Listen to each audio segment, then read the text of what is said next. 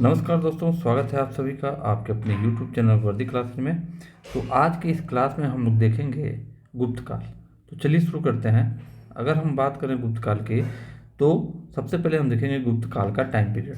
तो जो गुप्त काल का टाइम पीरियड था वह था आपका 319 ईस्वी से 540 ईस्वी तक। कुछ किताबों में यह डेट थोड़ा सा आगे पीछे दिखाई दिया है। तो चलिए आगे देखते हैं। सबसे पहले हम देखेंगे कि गुप्त वंश का संस्थापक कौन था, इंपॉर्टेंट करेंगे। ठीक है, वनडे एग्जामिनेशन में सीधे फैक्चुअल प्रश्न आते हैं। तो गुप्त वंश का जो संस्थापक था वह आपको थे श्रीगुप्त। बात करते हैं गुप्त किसके सामंत थे। तो गुप्त जो थे आपके कुषाणों के सामंत थे। आगे देखें, गुप्त शासन के दौरान ऐसा व्यक्ति कौन था जो एक महान खगोल विज्ञानी और गणितज्ञ था। तो वह था आपका कौन, आर्यभट्ट थे। गुप्त शासकों की सरकारी, ठीक है, या दरबारी भाषा थी। तो गुप्त शासकों की जो आपकी दरबारी भाषा क्या थी, आपकी संस्कृत। गुप्त वंश का वह राजा कौन था जिसने हूणों को भारत पर आक्रमण करने से रोका। तो वह था आपके स्कंदगुप्त। गुप्त राजवंश किस लिए प्रसिद्ध था। तो गुप्त राजवंश आपका कला एवं स्थापत्य के लिए प्रसिद्ध था। अजंता कलाकृति किससे संबंधित है। तो गुप्त काल से संबंधित है, इंपॉर्टेंट करेंगे। ठीक है, आगे देखेंगे। कवि कालिदास किसके राजकवि थे। वह चंद्रगुप्त द्वितीय यानी विक्रमादित्य के कवि थे। इसको भी राजकवि थे, इंपॉर्टेंट करेंगे। अजंता चित्रकारी की विषय वस्तु किससे संबंधित है। बौद्ध धर्म से संबंधित है। ठीक है, सारे फैक्चुअल प्रश्न हैं। उत्तर गुप्त युग में जो विश्वविद्यालय प्रसिद्ध हुआ था वह था आपका नालंदा। एरड़ अभिलेख का संबंध किस शासक से है। वह है आपका भानुगुप्त से, इंपॉर्टेंट ये भी है। एरड़ अभिलेख का जो संबंध है वो आपका है भानुगुप्त से। फायान किसके शासनकाल में भारत आया था। तो फायान चंद्रगुप्त द्वितीय के शासनकाल में आया था। भारतीय संस्कृति का स्वर्ण युग, गोल्डन एज किसे कहा जाता है। तो भारतीय संस्कृति का जो स्वर्ण युग आपका गोल्डन एज है वह है आपका कौन सा, यहाँ पे गुप्त काल। ठीक है, तो गुप्त काल को भारतीय संस्कृति का क्या कहते हैं, गोल्डन एज कहते हैं। क्लियर, तो यहाँ पे यह हो गया। चलिए आगे देखें। फायान कहाँ का निवासी था। तो फायान जो था आपका चीन का निवासी था। सेतुबंध का रचनाकार प्रवर सेन द्वितीय किस वंश का शासक था। तो वह था आपका वाकाटक वंश का। किस गुप्तकालीन शासक को कविराज कहा गया। वह कहा गया समुद्रगुप्त को, इंपॉर्टेंट करेंगे। समुद्रगुप्त को कविराज की उपाधि दी गई थी। स्कंदगुप्त को किस स्तंभ लेख में सक्रोपम कहा गया है। वह कहा गया है कहवम स्तंभ लेख में। ठीक है, फायान और ह्वेनसांग, ठीक है, फायान और ह्वेनसांग किनके राज्यों को देखा। ठीक है, तो ये दोनों विदेशी यात्री थे, वह देखे थे चंद्रगुप्त विक्रमादित्य एवं हर्षवर्धन के। ठीक है, तो ह्वेनसांग जो था आपका हर्षवर्धन के साम्राज्य में आया था और फायान आपका चंद्रगुप्त द्वितीय यानी विक्रमादित्य के काल में आया था। धन्वंतरी थे, इंपॉर्टेंट करेंगे। ठीक है, धन्वंतरी थे। धन्वंतरी चंद्रगुप्त विक्रमादित्य के राज दरबार के 9 रत्न में से एक, जो कि प्रसिद्ध चिकित्सक भी थे। गुप्तकालीन शासन प्रणाली किस प्रकार की थी। तो गुप्तकालीन शासन प्रणाली जो थी आपकी राजतंत्रात्मक थी। गुप्त स्थापत्य कला का सर्वोत्कृष्ट मंदिर कौन सा है। तो वह है, इसको करेंगे इंपॉर्टेंट। ठीक है, मोस्ट इंपॉर्टेंट करेंगे। तो गुप्त स्थापत्य कला का सर्वोत्कृष्ट मंदिर है आपका देवगढ़ का दशावतार मंदिर। अजंता की गुफाओं में किन गुफाओं का निर्माण गुप्त काल में हुआ है। तो गुफा नंबर 16, 17 एवं 19 जो है आपका, इनका निर्माण गुप्त काल में हुआ है। अमरकोश, ठीक है, ये भी इंपॉर्टेंट करेंगे। अमरकोश के लेखक अमर सिंह किसके शासन या किस शासक के दरबार से जुड़े हुए थे। तो वो चंद्रगुप्त द्वितीय विक्रमादित्य के शासक जो थे उनके दरबार से जुड़े हुए थे।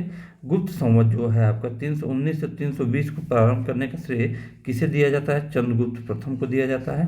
चंद्रगुप्त प्रथम ने गुप्त संवत का प्रारंभ किस उपलक्ष्य में किया था। तो अपने राज्यरोहण के स्मारक के रूप में किया था। नगरों का क्रमिक पतन किस काल की एक महत्वपूर्ण विशेषता थी। तो वह थी आपकी गुप्त काल की। किस वंश के शासकों ने मंदिरों एवं ब्राह्मणों को सबसे अधिक ग्राम अनुदान दिए थे। ठीक है, तो वह था आपका गुप्त वंश। दिल्ली की मेहरौली के कुव्वत उल इस्लाम मस्जिद के प्रांगण में स्थित प्रसिद्ध लौह स्तंभ किसकी स्मृति में बना है। तो वह चंद्रगुप्त की स्मृति में बना है। कालिदास द्वारा रचित मालविकाग्निमित्रम नाटक का नायक कौन था। तो अग्निमित्र थे। समुद्रगुप्त की सैनिक उपलब्धियों का वर्णन उसके किस अभिलेख में उपलब्ध है? तो वह है उसके प्रयाग अभिलेख में। किस काल की स्त्रियों की पुरुषों से बराबरी थी? तो वह था आपका गुप्त काल।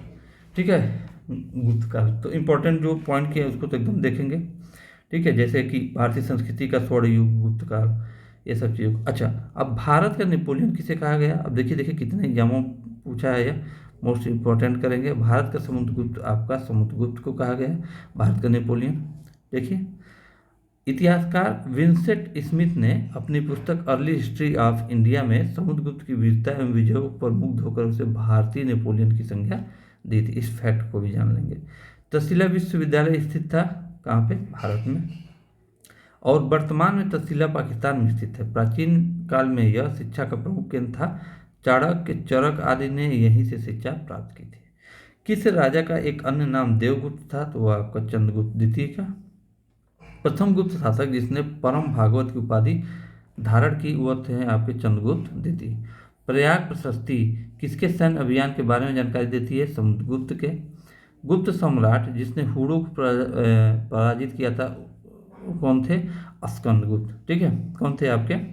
स्कंदगुप्त। चलिए आगे हम देखेंगे।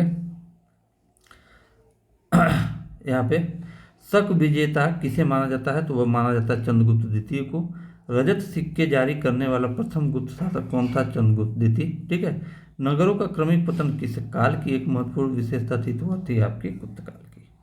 किस गुप्त शासक ने सर्वप्रथम सिक्के जारी किए? चंद्रगुप्त प्रथम ने।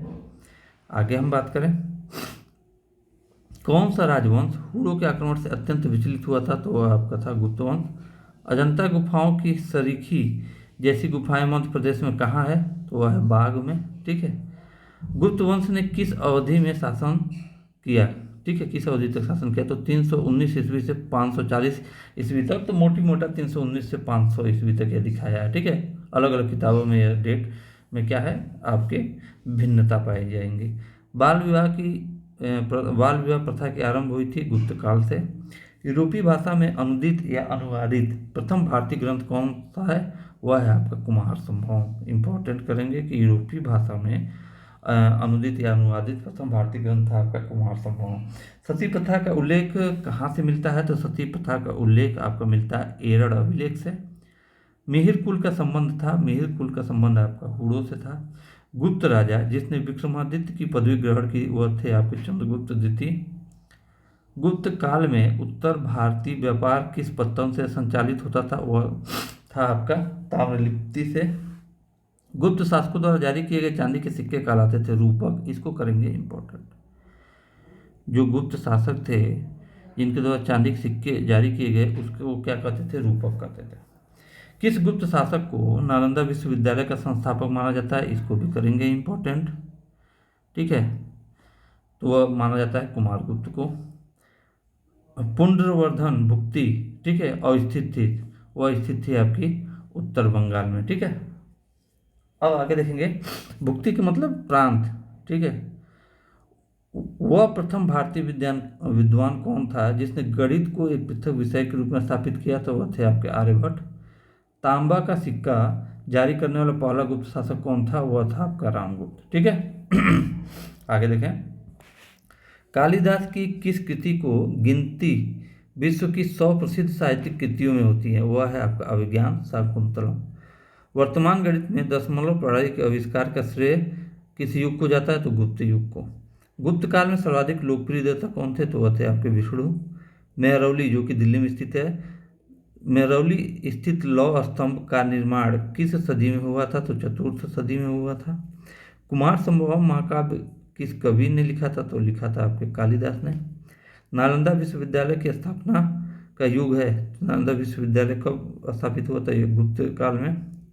गुप्त युग में भू राजस्व की दर क्या थी? उपज का छठा भाग। यानी उपज का छठा भाग मतलब कि अगर मान लीजिए 6 केजी अनाज का उपज है तो 1 केजी आपको भू राजस्व के रूप में देना पड़ता था। ठीक है, तो आज का सेशन यही समाप्त होता है। कल फिर मिलेंगे अगली वीडियो में, तब तक के लिए जय हिंद जय भारत।